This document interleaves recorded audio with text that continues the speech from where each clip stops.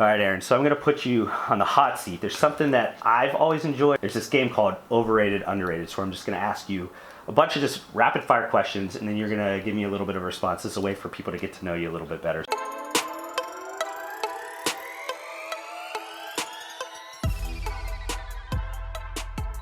First one is New Orleans as a city. Is it overrated or underrated? To grow up there, I would say is overrated because there's a lot of negative parts. Now that I have 3 boys of my own, it would be very difficult to imagine raising them there.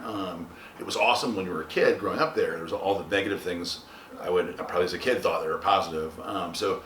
For visiting, it's probably underrated. It's one of the coolest cities to go visit. I mean, I love going there, going back. It's very nostalgic for me, and it brings back all the old feelings of being in high school and friends and bad stuff too, and like and everything. So I love it to go there, and I strongly suggest it as easily the most European cool place in America to go visit for a few days, but probably don't raise a family there. I agree. I think there's a few cities in the United States that you just feel different being in the city. Yes. A lot of downtowns you could go to, they're a cookie cutter of each other. That one you just feel like I am in a cultural epicenter of something that's very different than other 100%. cities. 100%. Second one, overrated, underrated, owning a gym. So for me, it is 100% underrated. I love it. But I'm in a unique position owning the gym. Number one, it's not like a cash cow that I'm looking to pay the bills off of. So that's a very unique position. And also, I'm not running it. So I just go there and enjoy it. And after work, I leave this building and head over there like we did yesterday. And you go in there and it's like all positive and awesome. And so I have absolutely nothing but positive to say about owning a gym personally. For other people, I don't know. All right, so this one's going to be something that you talked about recently on your social media. Overrated, underrated, Kanye West's creativity. So I would say overrated.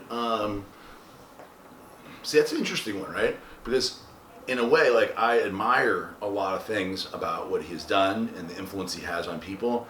I personally don't like any of the things, but it doesn't matter. I can still appreciate the amazing influence he has on our culture. I mean, he's made these ugly shoes into a billion-dollar industry. I would never in a million, when I saw them come out, I'm like, these are the ugliest shoes I've ever seen. And he's making more and more uglier and uglier versions. And people are spending all their money on these even surpassingly uglier iterations of the show. So I'm amazed at the influence that the guy has, and so I guess you know what? Maybe his creativity, if you say creativity, is underrated. Maybe people don't appreciate the fact that he is really changing the culture. He is obviously a pretty polarizing guy because he loves Donald Trump now, and people are the comments people are making about he doesn't understand Black America, and all these other. It was definitely a triggering post. I usually don't do posts like that. Yeah, I've not spent the time to explain to my audience my thoughts on Kanye West, but I feel like he's extremely misunderstood and extremely underappreciated for just him as an artist. One day I'll put that all out on video when I kind of feel like it. But when we talked about shoes, I know you're a shoe guy, so overrated, underrated, shoes as an art form, I think that's overrated. I do like shoes, and I do have a lot of shoes, but I definitely wouldn't consider them an art form. And most nice shoes are Nikes and stuff like that. So I think overrated. The focus on shoes to me is a little strange, where people collect the Jordans and stuff, and it's not like I don't collect them. I end up giving them away all the time. So I have 8 pairs of shoes I was going to give to a lot of people in the office just recently. I forgot them. So to me, they're strictly a commodity. I wish I had the same size shoes you. You'd be set, bro. You'd be set. Switch gears a little bit here. Overrated, underrated, being a father. 100% underrated. I mean, 100%. So for me, having kids, it's funny because when I found out, when Darielle and I found out we were pregnant, one of our big concerns were, could we afford it? Would we be able to afford it at the time?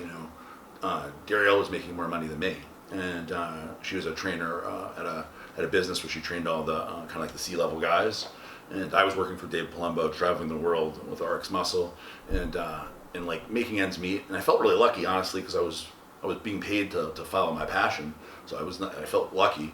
But when you start realize that you're having a baby and you're not just responsible for yourself anymore, people start saying, "Oh, you prepared, whatever? Have you saved any money?" And what it did for me is having babies made me wealthy and it made me rich because it motivated me to get out of my comfort zone and to finally stop being an underachiever, which I heard my entire life that you're an underachiever. I always thought that was a compliment because that meant to me that I could do something, maybe, if I wanted to.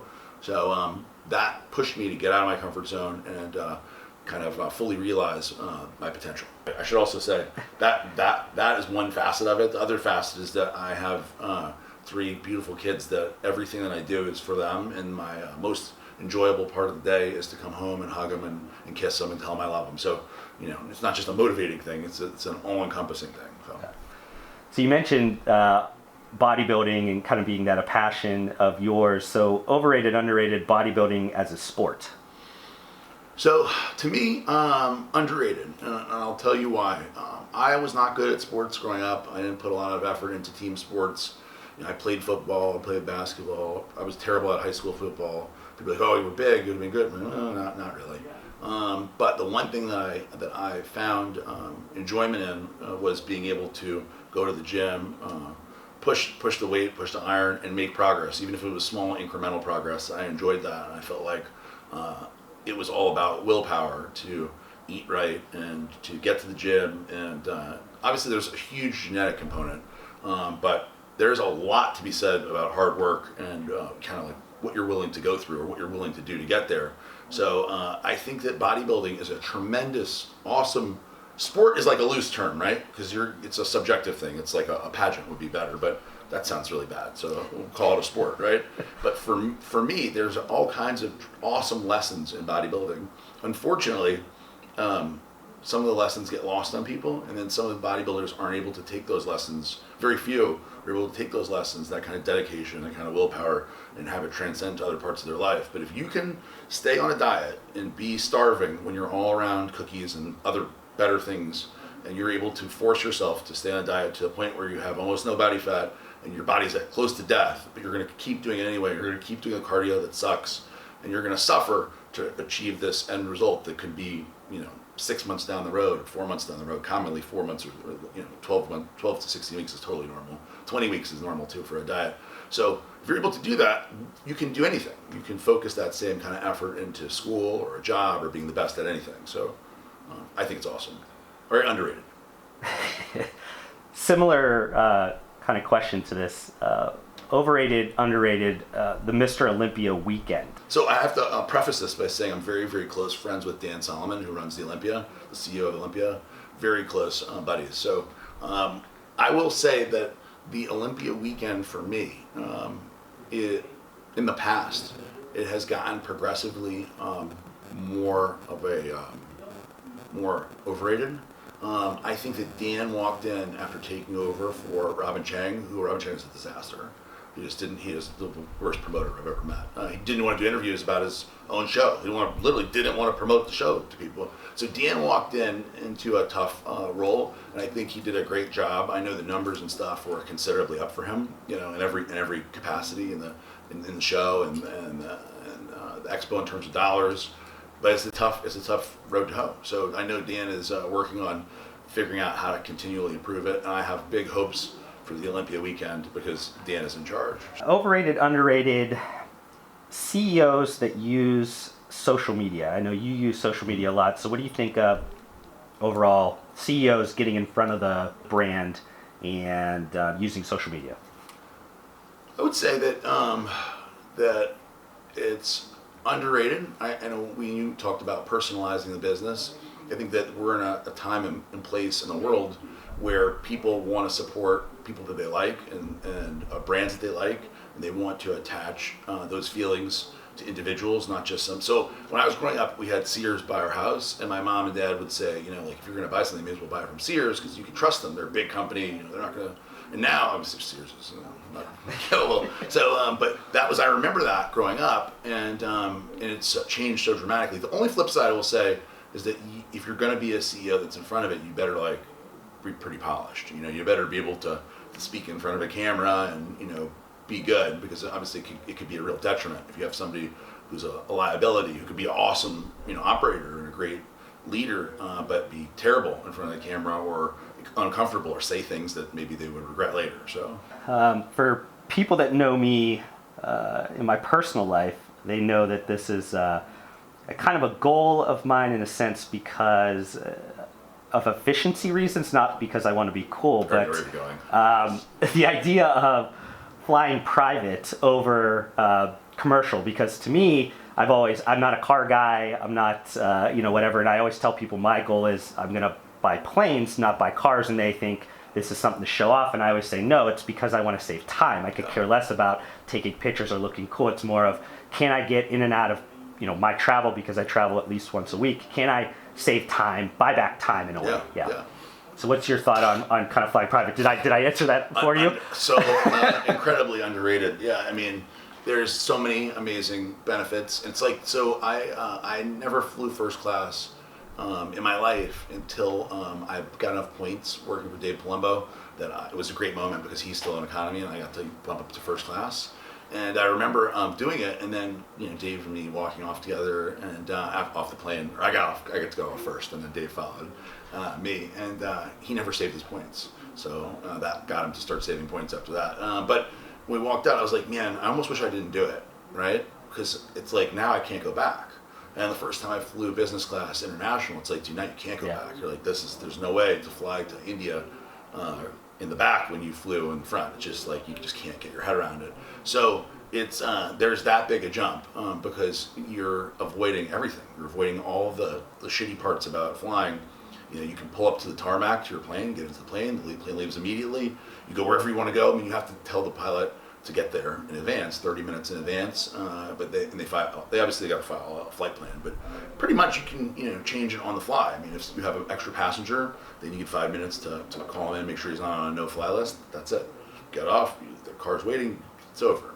It's incredibly underrated in terms of the convenience and just stress. Also, if you have children, flying with the children, or if you have employees and you need 8-10 people to fly, this is a very easy way. And so that is definitely a huge, amazing thing, and I hope everybody gets a chance to experience it. That's for sure. I'm going to give you last question here, and this is overrated, underrated Redcon 1. Underrated. It's tough to say that because I feel like we're rated pretty damn good. I feel like we're rated. Yeah, I feel like a lot of people that follow the industry very closely, especially from the business perspective, there's a few brands that always come to mind in terms of high growth, very strong brands right now, and obviously they put you on that list, which is probably people are rating you up there high. But I had to ask that question because I think that we've talked, and you have bigger aspirations than where you are now. This is kind of you feel like you're unsuccessful right now to the point of like where your goals are at. 100%. No, my goals are obviously really big, and I mean, I want to be the biggest sports supplement brand in the world and in history.